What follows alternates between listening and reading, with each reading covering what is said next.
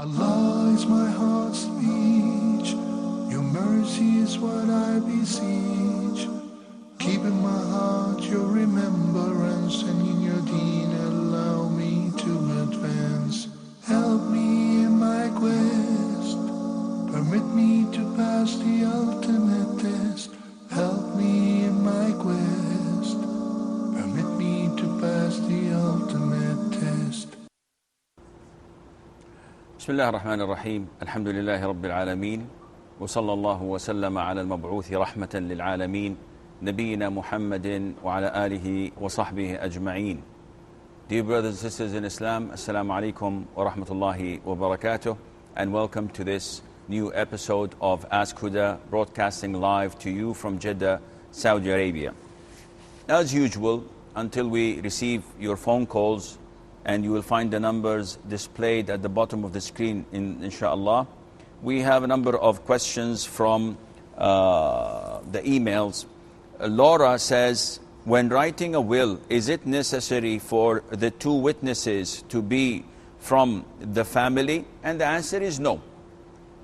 It is not a prerequisite for the witnesses who witness the marriage contract, the writing of a will, the transaction in selling and buying.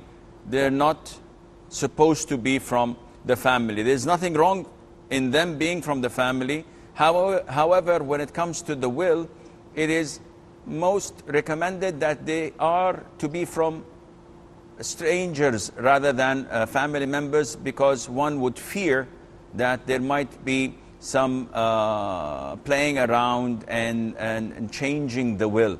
But this is not a must.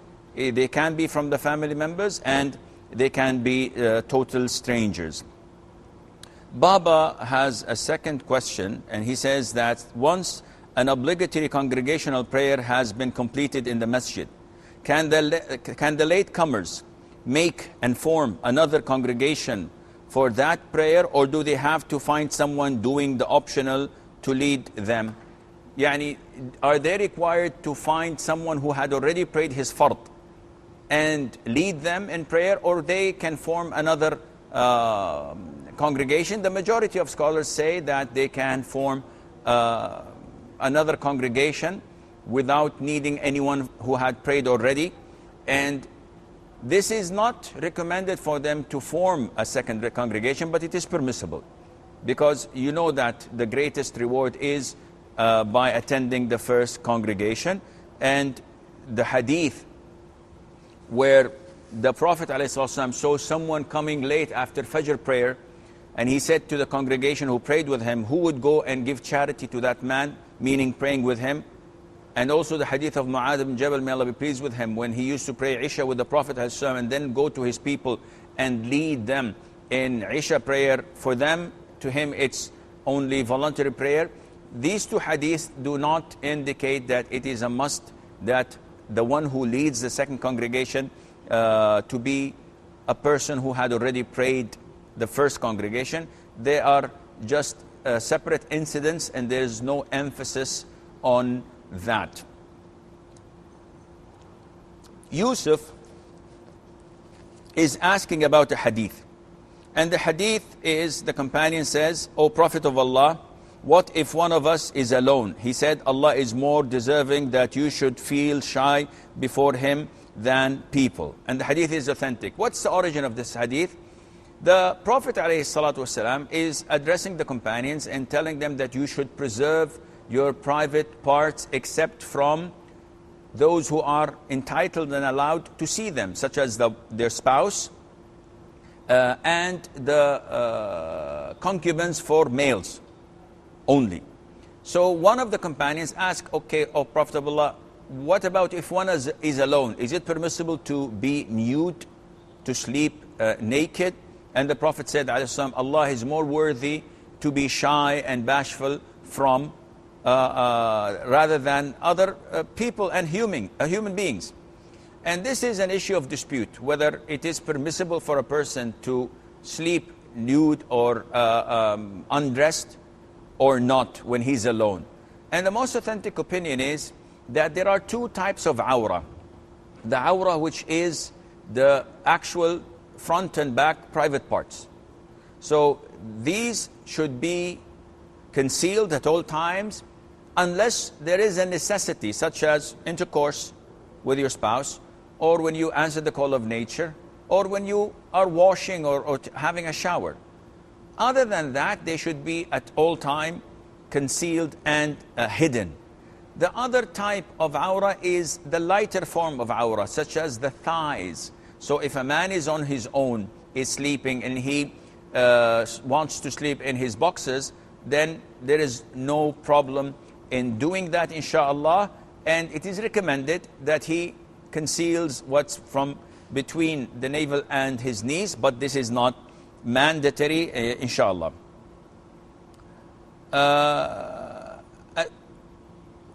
We have Brother Abdullah from Nigeria. Assalamu alaikum, Sheikh. Wa alaikum assalam wa rahmatullahi wa barakatuh. You're welcome back from Egypt. Jazakallah khair. Sheikh, I have a question. The first one. Okay, raise your voice a little bit, Brother Abdullah. For example, if a person is maybe listening to a lesson or qira'ah, and then he doesn't want to stop listening to it, and he keeps it outside the door of the toilet, and he enters the toilet maybe for a shower, he's in the toilet, and then he's listening to this qira'ah or to this tafsir or to this lecture. Is it okay while in the toilet and the voice is loud in the speaker and you're listening to it? Okay. And the second question is an offshoot of this question. If for example, the Rasulullah sallallahu alaihi wasallam, whenever the name is called, you say sallallahu alaihi wasallam. So what about situations, maybe, and there are many situations, but I'll give you 3 examples. The first is when you're in the toilet.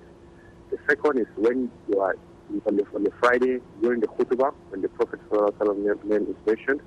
And the third is while praying.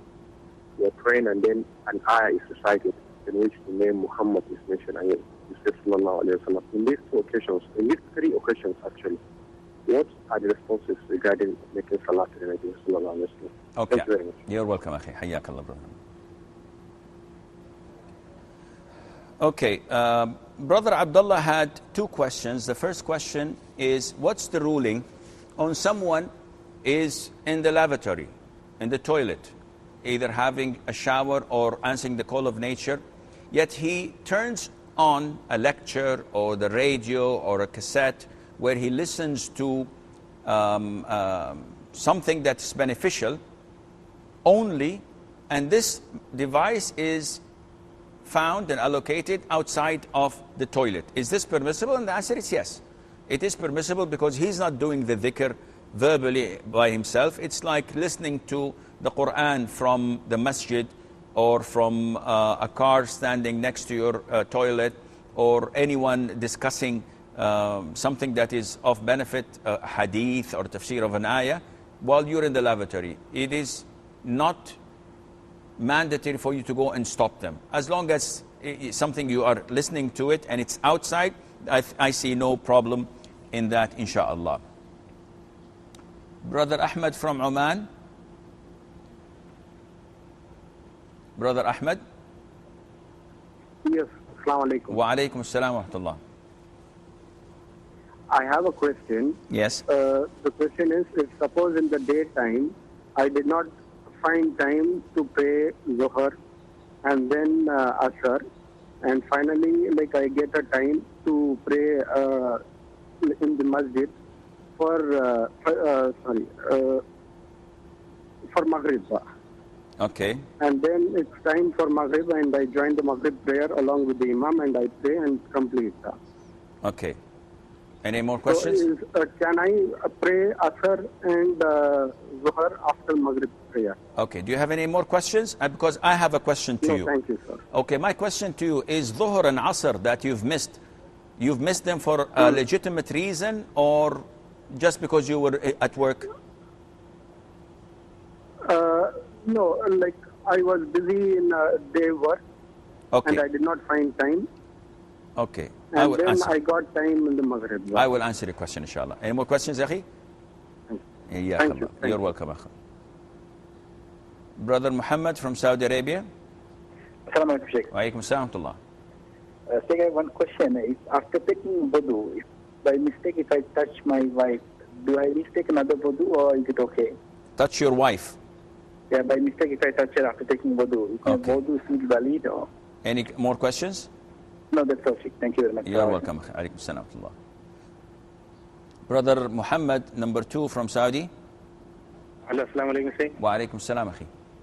Say, I have a query, regarding the Tablighi Jamaat. I used to go into the Tablighi Jamaat before. My question is, some people saying it is having lots of bid'ah in it.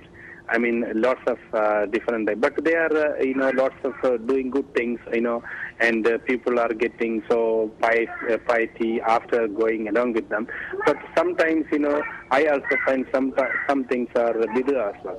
So can you just give a light on that? I will. That's only my question. Thank you, sir. You're welcome. Hayyakallah. Brother Ahmed from Saudi Arabia. Yes. Yes, brother. What can I do for you?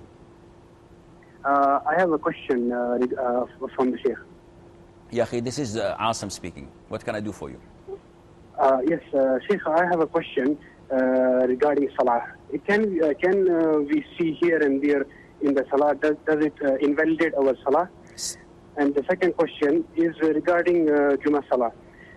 Can the congregation of khutbah of the Jummah be offered before the time of the Zuhr Salah entered? That means before the Zuhr Salah has entered, can we offer the khutbah before the Zuhr Salah and the Azan before the Jummah Salah? I mean, before the Nisf al-Nahar is completed.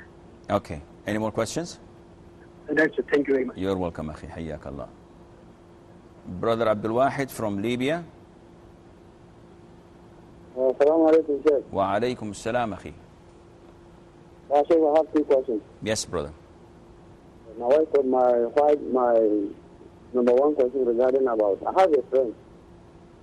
He's not a Muslim, but right now, inshallah, alhamdulillah, he's a Muslim. MashaAllah. But his wife has a wife.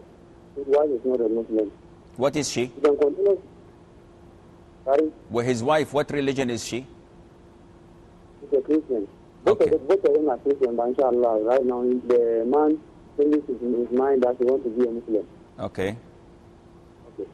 Okay, but the wife refuses to be a Muslim. Okay. So now we don't know what to do. Either he will continue living with the wife or to divorce her. Okay, I will answer your question. Second question? Okay, then the second question. Is it permissible for a woman and wife to combine one bedroom, bathroom and bath together? I did not understand. Are you asking about what is known as a master bedroom, where you have a bedroom and next to it a bathroom? I'm asking about, is it permissible for a woman and a man combine the bathroom and bath together? You mean to have a shower together, to have a bath together? Inshallah. Okay, I will answer your question, inshallah. Okay, we will answer the questions, inshallah. Abdullah's second question was, what is the ruling on offering salat on the Prophet ﷺ, to say Allahumma salli wa sallim ala Muhammad? In 3 cases, when you are in the bathroom, or when you are listening to the Imam in the Friday khutbah, or when the name of the Prophet ﷺ is mentioned in the salah. The most authentic opinion is that you should say that in yourself. So if you're in the bathroom and you hear someone saying Muhammad sallallahu alaihi wasallam, you just seal your lips and say it in your heart, Allahumma salli wa sallim ala Muhammad. Likewise, when the Imam mentions his name in the khutbah and says وَأَشْهَدُ أَنَّ مُحَمَّدًا عَبْدُهُ وَرَسُولُهُ اللَّهُمَّ صَلِّ وَسَلِّمْ عَلَى Muhammad, you say Allahumma salli wa sallim ala Muhammad in your heart, or by moving your lips without uttering it. And in the prayer, likewise, though in the prayer the scholars say that it was not reported to us that the companions had done this. So if you don't do it, then you have no sin. And if you do it, especially in Surah Al-Ahzab, when Allah says, "O you who believe, offer salutation to the Prophet ﷺ," and you say that again in your heart, this does the job, inshallah. Ahmed from Oman says that he missed Dhuhr and Asr and only found time to pray it in Maghrib. So how would he pray? Would he pray Maghrib and then pray Dhuhr and Asr, or what? First of all, I asked him, why did you miss Dhuhr and Asr? And he said, because I was busy at work. In this case, this is not a legitimate reason. You're sinful, you've missed Dhuhr and Asr, and you cannot make them up at all. They cannot be made up. Because the Prophet said, whoever sleeps over a prayer or forgets it, he must pray it as soon as he remembers it, because there is no expiation other than that, which is praying it as soon as you remember it.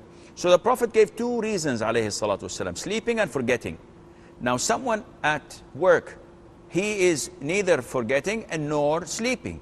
He could simply go, but he says, I have a meeting, I have a presentation to make, I have this and I have that. And he keeps on stalling and postponing and delaying until the time is over.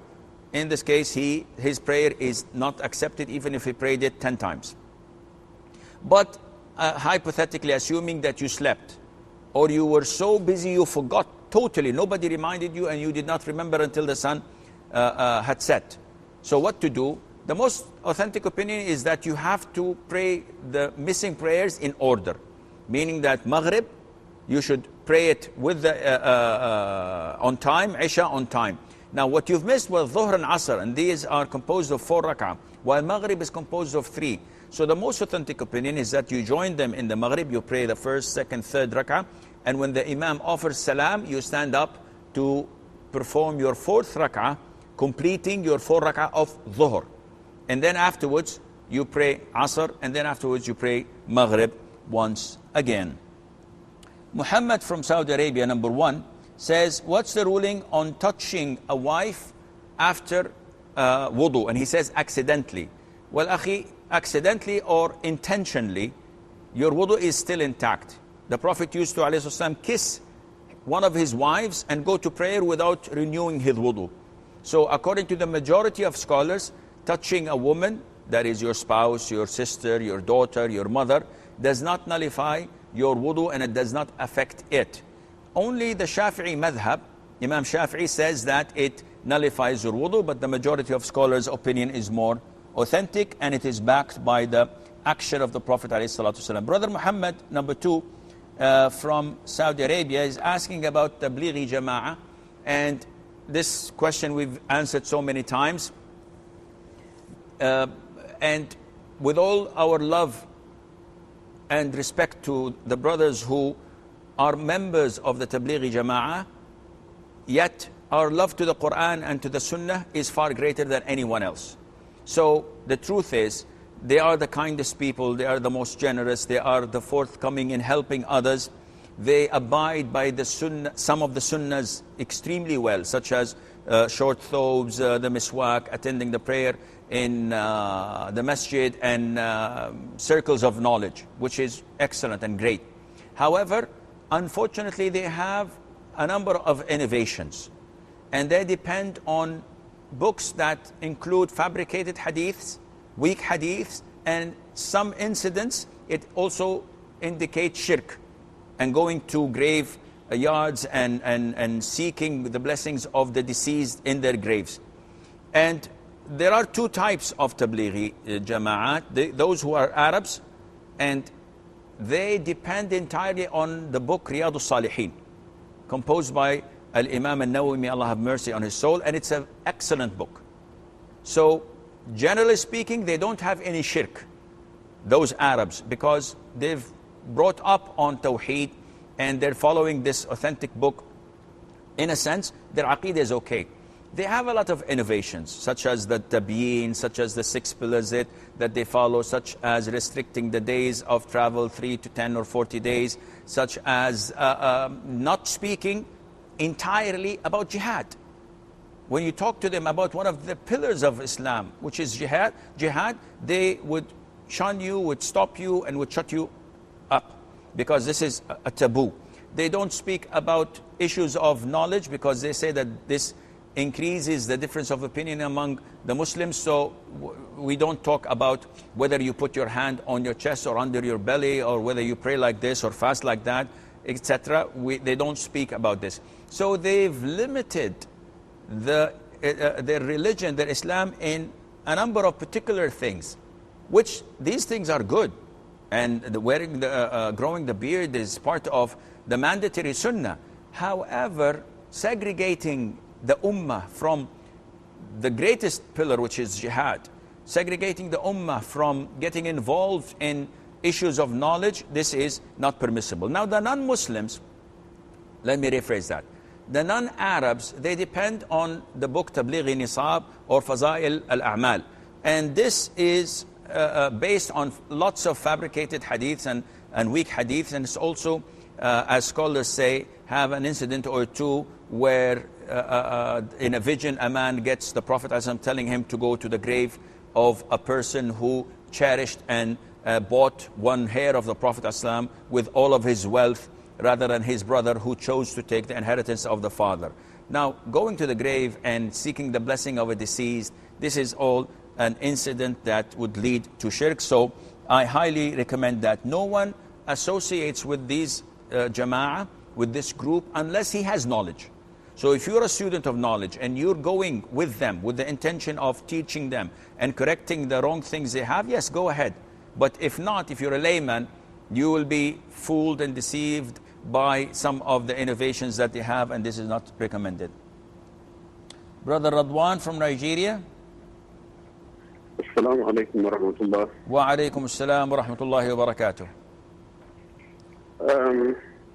If somebody lies down, either to sleep or to rest, is there anything regarding lying down on top of your stomach? Okay. Is my question clear? Yes, very clear, very clear. I will answer you, inshallah. Now, the second question is a rider to the question which you answered moments ago. Yes. Regarding the person who misses his obligatory prayer without any genuine excuse. Mm-hmm. You did say that even if he performs the prayer, it will not be accepted. Correct. My question is he then still required to perform the prayer, or he did not perform the prayer anymore? Thank you. Assalamu alaikum. Wa alaikum assalam wa barakatuh. Brother Sharif from Oman. Okay, we lost Brother Sharif. Okay, going on to Ahmed from Saudi Arabia. He's asking about looking during prayer. So, and he says that, does this nullify it? I believe that what he means is looking at things to your right, to your left. And the answer is no. Does not nullify, looking does not nullify your prayer, but it reduces its ajr, and Allah Azza wa Jal would not look at you in the sense of, as in the hadith mentions.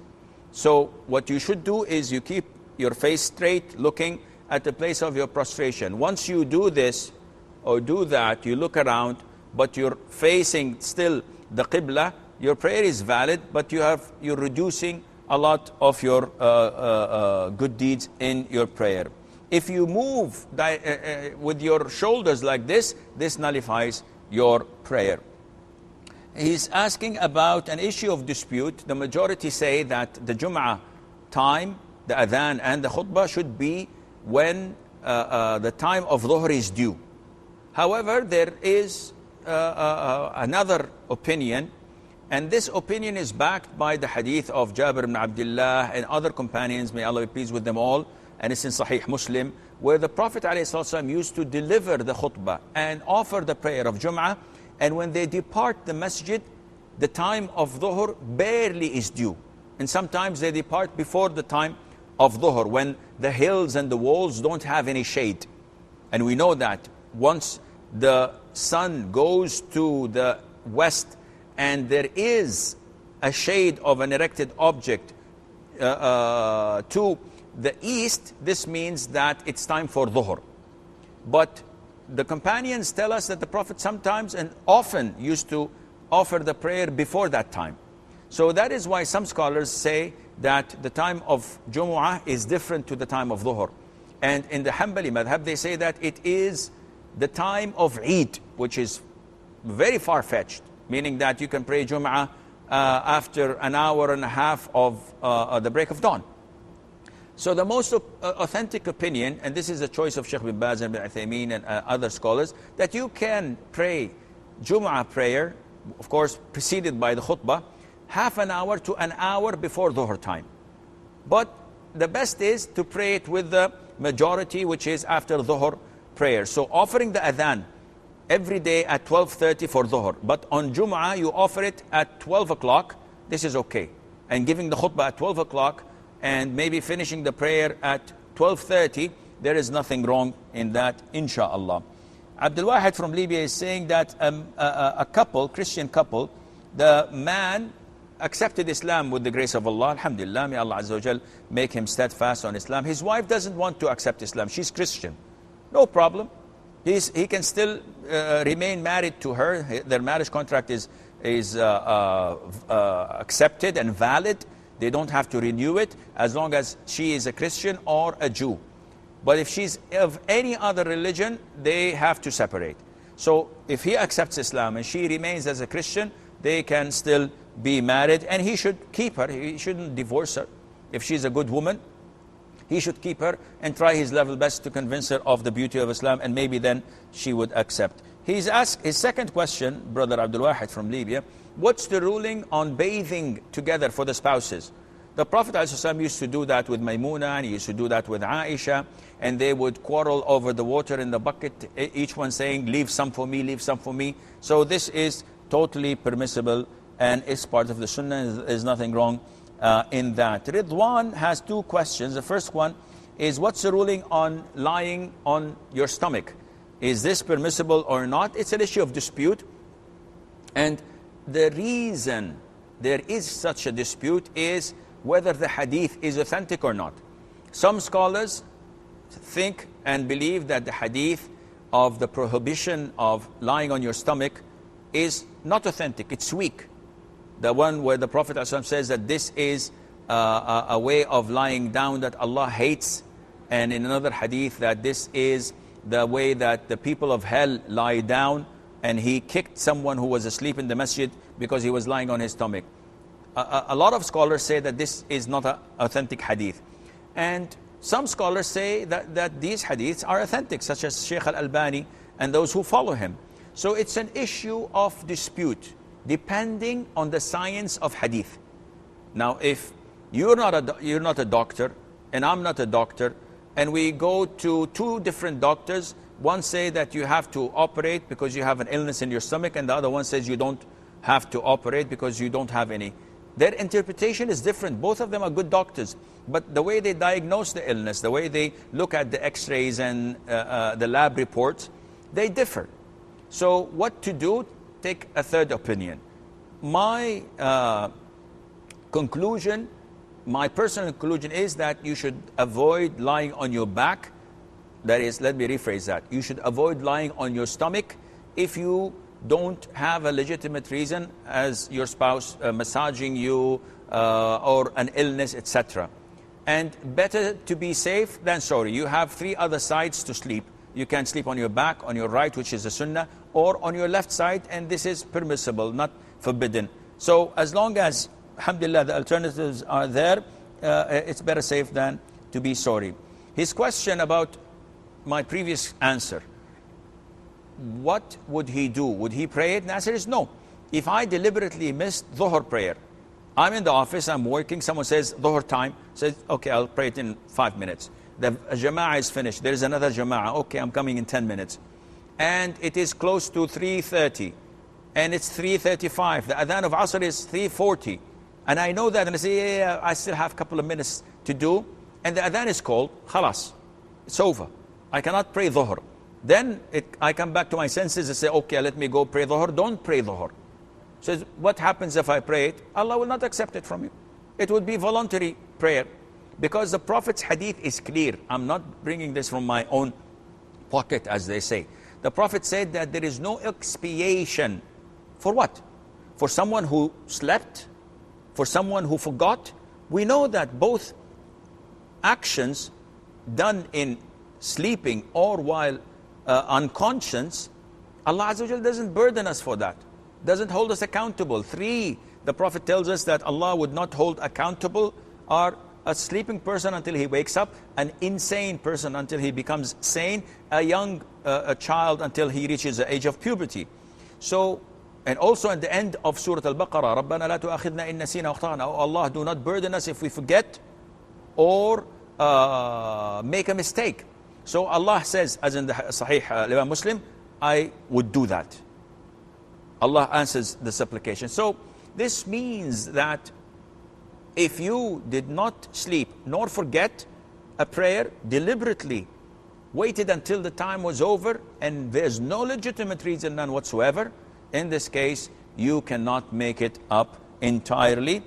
Yes, you can make the other prayers afterwards, which is Al-Maghrib in the case of Brother Ahmed's question. Moving on to the questions of the internet. Abid says that I read that it is necessary to clean the madhi with water, not like urine, which can be cleaned with tissues, etc. So let us go and look at the discharges found or mentioned in Islam. We have urine, which is totally impure. It's najis from a person, normal person, an adult. So this has to be washed if it touched your body, if it touched your clothes, if it touched a spot that you want to pray.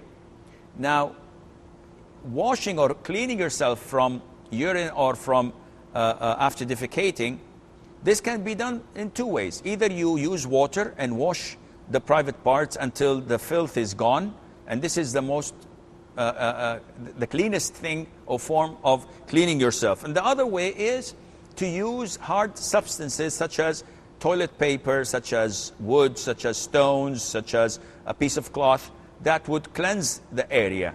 But this is a second degree. The first is using water. Now, madhi is a substance that comes out, a discharge that comes out, some call it prosthetic fluid, when one's sexual desire is aroused. So this comes out, it nullifies wudu, and it is impure, it is najis. What to do with it? It is a lower degree in impurity than urine. See, urine you have to wash. If it touches your clothes, you have to wash it, squeeze it, wash it, squeeze it until it's clean. With madhi, it is sufficient to get a handful of water and just sprinkle it. No need to wash it and squeeze it.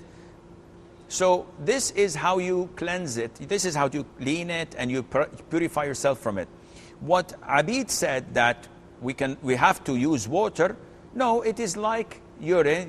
If you don't have water, you can simply use toilet papers or stones, etc. But what touches your clothes, it's like urine. You have to use water for that, and nothing else would suffice. You cannot just wipe it off with tissue. We have Sister Habiba from Nigeria. Yes, Assalamu alaikum. Wa alaikum assalam wa rahmatullahi wa barakatuh. I have a question. I'm married. My husband has 3 wives. Okay. Then recently he married the 4th wife. Then after the marriage, my husband started behaving strangely at home. He hardly paid attention to us and the children. He hardly attend to us. He hardly come to us. So I was now thinking maybe the new wife did fear to him, for him not to pay attention to us anymore. So I was now asking, how are we going to do ruqya or dua for him so that he will start paying attention to us in the house? Okay. How are we going to do ruqya or dua for me to help him so that he will start paying attention to us, also to make the fear from him? I will answer your question, inshallah. All right, thank you. Sure. Brother Sharif from Oman. Assalamu alaikum. Salam wa rahmatullah. How are you, Sheikh? I'm fine, Jazakallah khair for asking. Sheikh, this is I'm asking in behalf of a friend. Okay. Who is in trouble. Okay. Actually, his sister is in affair with a Christian boy. Okay. Hello? Yes, I'm with you, Akhi. I'm listening. Yeah. So this girl insists on marrying this Christian boy, even though they told her, like, in many ways, advised her. She insists on either marrying this Christian boy or she says she would suicide or she will not marry throughout her life. Even though this girl knows that in Islam it is not allowed, even though the boy converts into Islam for the sake of this girl, what about this point of view in Islam, Sheikh? And the other thing is that if this boy does not revert into Islam, and this girl, this girl, if she intends to do suicide or she does not want to marry throughout her life, what is the ruling in Islam? How to handle this case, Sheikh? I will answer. And I request you to answer this question in this episode as we are waiting for your answer. Inshallah. Kindly advise us. I will answer, inshallah. Hayyak Allah, akhi.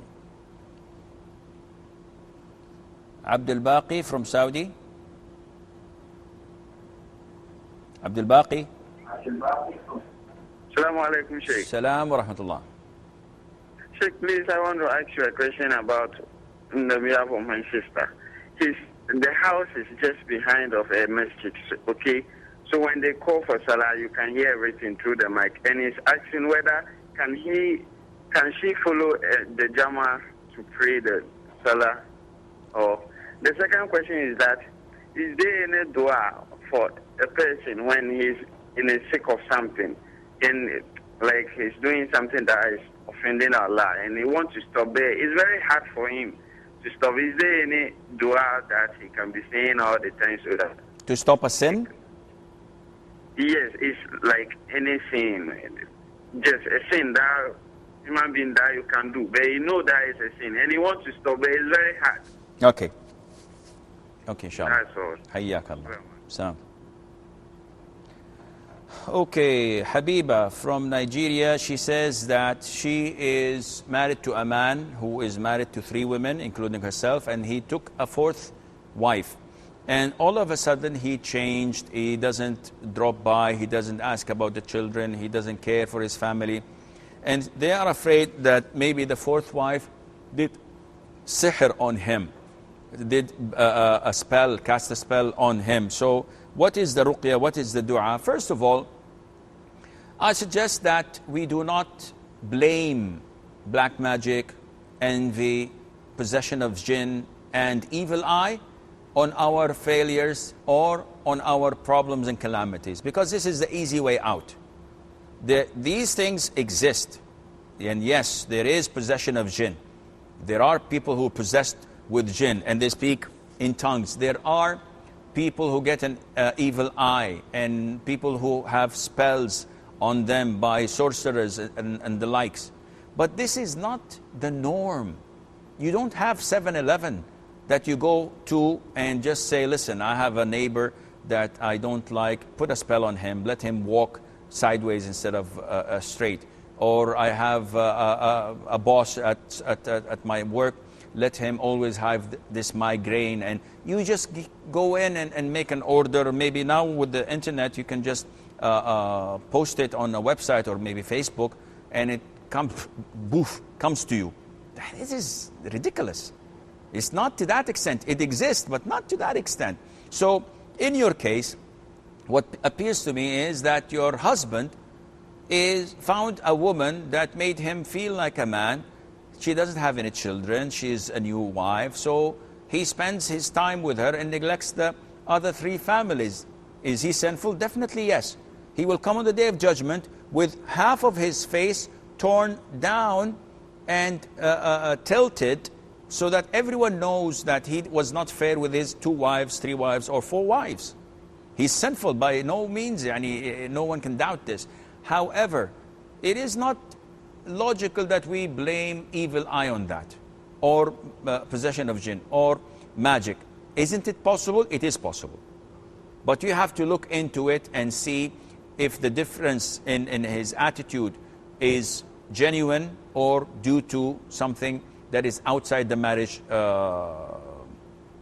firm or whatever. Both ways, the ruqya is very easy.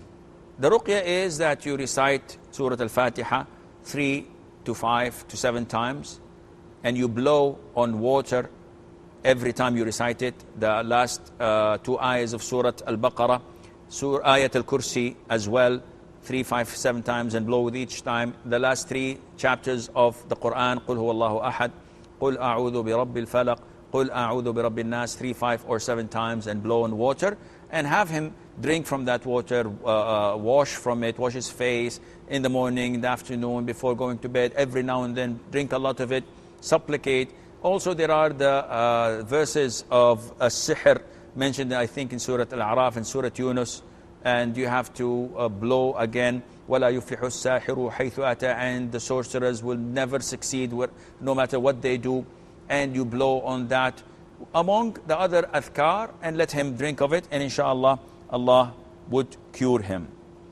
Sharif from Oman is saying that a person he knows, his sister is in a relationship with a Christian, and she insists that she marries him, or she would either commit suicide or never marry again. And I tell brother Sharif, this woman is an evil woman, and she's not a proper Muslim.